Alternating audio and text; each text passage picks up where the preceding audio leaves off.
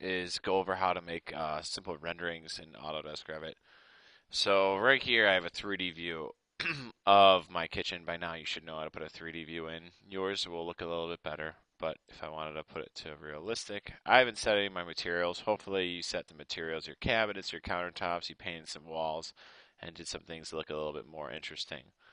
Down here though at the bottom is this little teapot looking thing with a light bulb. Show rendering dialog. When we select it, what we're going to do first is we're going to just do a draft rendering. And so we're going to set it to draft. We're going to come down here and we want our lighting to be our interior and our exterior sun lighting. And when we hit render up here, what it's going to do is create a render, which is a realistic computer generated image of my kitchen. And if you're happy with the rendering, mine's a little bright. I got some windows. What you could do is you could, if we want to do a better one that has a little bit better settings, if we set it to do high or best in the rendering dialog box, it's going to take forever to do it. So the best thing to do is actually to render in the cloud. And to do that, what we're going to do is come up first here to this little Autodesk 360 icon up here. You're going to click it, and you're going to do sign in to 360.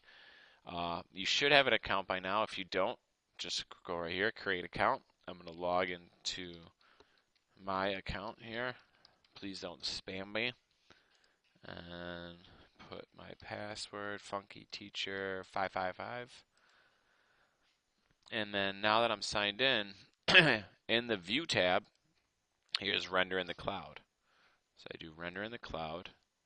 Alright, so step 1 on the next screen, we're going to select 3D views and start rendering. Step 2, the service will notify you when the image is ready. Step 3, you can go online and view it. So let's hit continue. So my 3D view is kitchen. Remember when I was telling you to have your views over here named, not just have them 3D view like here? This is when you're going to want them named. So we're going to do kitchen. Our output is a still image. We're just going to do standard quality. You could do final later on, and this is your image size. This is like when you send a picture through email asking how big, so I'm just going to do medium for now.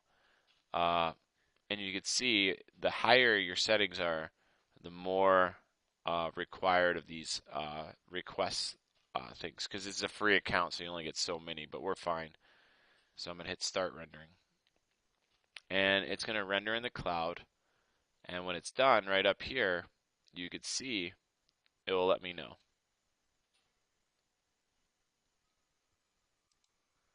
Okay, and this is about 3 to 4 minutes later, and I just got a notification up here at the top that my rendering is now complete. So I could click on the View Completed Renderings.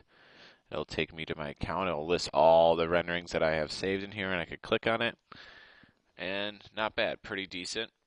Notice it's a little dark. I could add more lights to it to get it a little bit brighter. Also, I didn't set my flooring. I didn't paint any of my walls or do any of my materials, so it doesn't look that good. Something that you could do to make your renderings look a little bit brighter is if you go to your ceiling plan and we do architecture, component, load family, and we go down to lighting and architectural internal. There's a studio light. This is just like a light burst you could put in, and you could put a couple in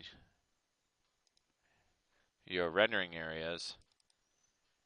So when I go here and I do render again, it brightens up my my room. When you can see when I do the draft, it makes it a lot brighter. And so if you have a lot of lights in and you're still getting some dark renderings, you can throw some studio lights in there. But remember, you want to do the view, render in the cloud, make sure you have an account. It goes much, much faster than trying to render on your computer.